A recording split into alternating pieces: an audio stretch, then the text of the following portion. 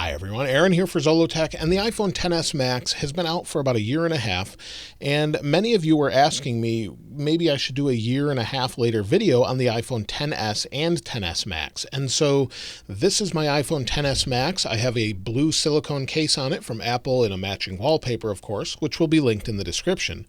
But also, I wanted to talk about what it's like to use as far as its design compared to, say, an iPhone 11 Pro Max. And if you take a look at my 11 Pro Max next to it, you really can't tell the difference just looking directly at it, other than that the XS Max has a case on it. And so looking at them side by side, there's not really a difference until you flip them over. And so if I take the case off the XS Max, of course the camera module is a little bit different, but also you have a matte texture on the back of the 11 Pro Max. And that makes a big difference if you're not using a case with it. It's got a very nice feel to it. I think it looks a little bit better. It's not glossy, and it doesn't really pick up fingerprints like the XS Max does. So depending on how you use your phone, if you're using a case, of course, this doesn't matter. And then it just comes down to whether or not you like the camera module on the 11 Pro Max versus the XS Max. But the 11 Pro Max does have a little bit better camera module, and I'll talk a little bit more about the camera later. Now, as far as the XS Max design, everything else is very familiar, of course. You have a stainless steel that's polished on this one around the outside edge. It looks really good. It's got all the same buttons everywhere that you would expect, and the display is the same thing you would expect with all of the others. It's got fast Face ID, so if I pick it up, swipe up, we're in right away. And speaking of speed, this is still super fast today. Using this next to an 11 Pro Max, for example, the XS and XS Max still have the Apple A12 CPU in it. So basically, Apple's still using this with an unlocked GPU core in the 2020 iPad Pro. It has the same processor for the most part, and you really won't notice any difference. So anything from going into music and just scrolling will be super fast. Maybe we'll go into a game.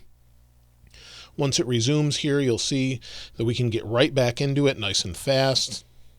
There's no slowdowns. There's not really anything here. Well, I'm kind of stuck in this, but you get the idea. It's nice and fast. No problems with that whatsoever. And if we want to leave the game, go back out, use the phone to message, maybe go to Safari, or even open the camera, everything's nice and fast. You're really not going to notice any slowdowns compared with the 11 Pro Max. Side by side, the difference is so slight, most people would never notice it from day to day. And so using this in 2020 is not a problem. So we'll talk more about if you should upgrade from the XS Max in a moment.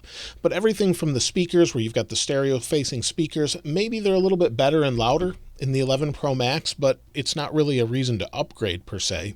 And then also reception. Now, the iPhone XS Max does have a little bit slower LTE/Wi-Fi because it doesn't have Wi-Fi 6, but I have a Wi-Fi 6 router in my house, and if you have one, you still are not going to notice a difference when you're just doing normal tasks. So maybe you're watching a YouTube video, you're not going to notice a difference because it doesn't take a tremendous amount of bandwidth to watch a YouTube video. So going from, say, the XS Max to the 11 Pro Max with Wi-Fi 6, when you're using that sort of setup, really does not make much of a difference in the everyday, day-to-day use of it. I've noticed no difference as far as receptions when I'm using this to make phone calls, or using it just for Wi-Fi, or browsing the internet using LTE. There's really not a difference between the two. Some people may with different carriers, but I've noticed no difference on my carrier. Now, one of the biggest differences in 2020 with the iPhone XS Max, now that the XS Max has been out for a year and a half, the cameras are still good, but they're not up to the level of the 11 Pro Max. So that's probably its biggest differentiating factor, along with the battery, which I'll talk about in a moment.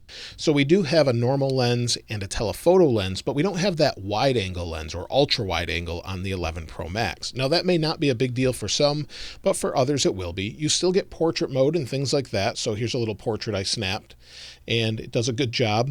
And then if we go back to the camera, I'm in the camera, go back to the camera, maybe go to a video. It does 4K 60, but for some reason Apple has decided that we can't change it in the software here within the camera app, except for in the newest phones. So even the iPhone 11 can do this, and the iPhone SE, but not the XS Max. So this is something that Apple really should add. It's sort of ridiculous that they didn't add it, but we can't change between frame rates here. But the camera works great. In fact, I've used the XR camera as well as the XS Max camera in many videos.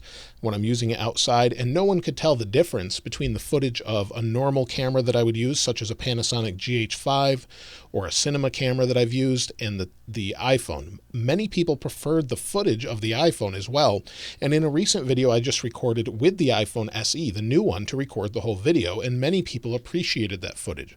So this camera keeps up with that. It is not as good as the 11 Pro Max camera, and you don't have that extra lens, but it's close enough for most people that I'm not sure that it's worth upgrading. Now on the XS Max, this is where it feels like the forward-facing camera, or the true depth camera as Apple calls it, is falling a little bit behind, because in 2020 the forward-facing camera on the iPhone 11 Pro Max is a 12 megapixel sensor, whereas we only have a 7 megapixel forward-facing camera on the XS Max. And for most people this isn't going to be much of an issue, because you can still do portrait modes in real time. It will blur the background and everything, but you don't have higher resolution video. So when we go over to video on the iPhone 11 Pro Max, we can go up to 4K 60, whereas on the XS Max we can go to 1080p. And this is okay, but if you're recording 4K for YouTube or something else, the 11 Pro Max is just a leap ahead of it when it comes to that.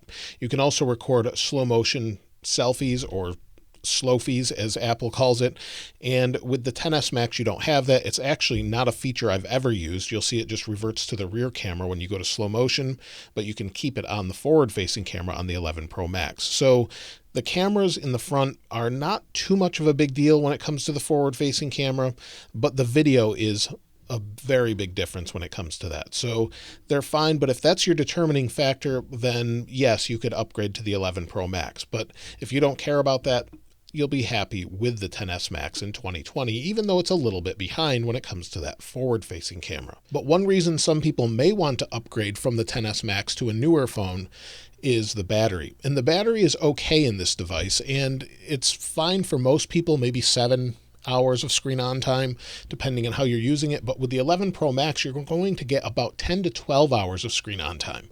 So it is a big leap in battery life. But if we take a look at the battery, this was used for 6 months, and then it was replaced and then used another 6 months, and it has 100% battery health. And so usually this will start to creep down after about 6 months of use.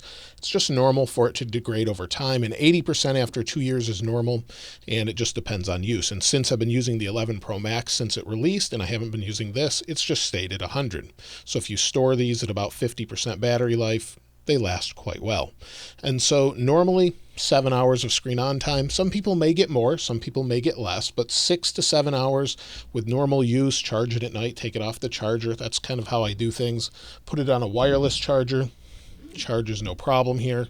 Put it on a wireless charger, charge it, and then take it off the charger in the morning, and it does fine. It just lasts well for me, and I have no problems with it. So really the battery life and maybe the camera are reasons to upgrade, but nothing else is really a reason at this point, until maybe iPhone 12 that may change quite a few things. Now after using the XS Max for a year, it really doesn't feel like a huge upgrade to go from this to the iPhone 11 Pro Max, and in 2020, if you can pick one of these up, I would recommend it if you can get a great deal on it. The deal is that Apple doesn't sell these anymore new. They don't sell them from the Apple Store. You have to buy them either leftover or maybe from a retailer that's getting rid of them, because Apple just doesn't sell them new on their website or in their stores. So you'll have to pick them up elsewhere, or maybe pick one up used or refurbished. So if you're going to do that and you can get it for maybe half the price of an 11 Pro Max, I would say it's a good deal. If you're still looking for one and you get it close to new as far as its price when it was brand new, over $1,000, then I would say skip it and just pick up the new one. So it really depends on what you can find one of these for, but I would highly recommend it if you can get a deal on it. And I think it looks great and feels modern compared to today's phones. Of course, it's not that old, but when you put a case on it, most people aren't going to notice anyway, because they're holding the phone this way. And so there won't be any issue. You've got fast face unlock, you've got fast everything else. You're just missing Wi-Fi 6 and a little bit of extra battery. So those couple of things, I think, maybe make it fall behind a little bit in 2020, but overall, it's definitely recommendable. Now, if you have an iPhone XS or XS Max and you're planning to upgrade, I'd love to hear when you're planning to upgrade. Are you planning to get an 11 soon? Maybe waiting for the iPhone 12? I would love to hear what your thoughts are on it in the comments below. If you'd like to get your hands on this wallpaper, of course, I'll link it in the description as I always do, and I'll link this case as well if you'd like to check them out. I forget the name of it, but I'll link it in the description so you can check it out if you'd like. If you haven't subscribed already, please subscribe, and if you enjoyed the video, please give it a like. As always, thanks for watching. This is Aaron. I'll see you next time.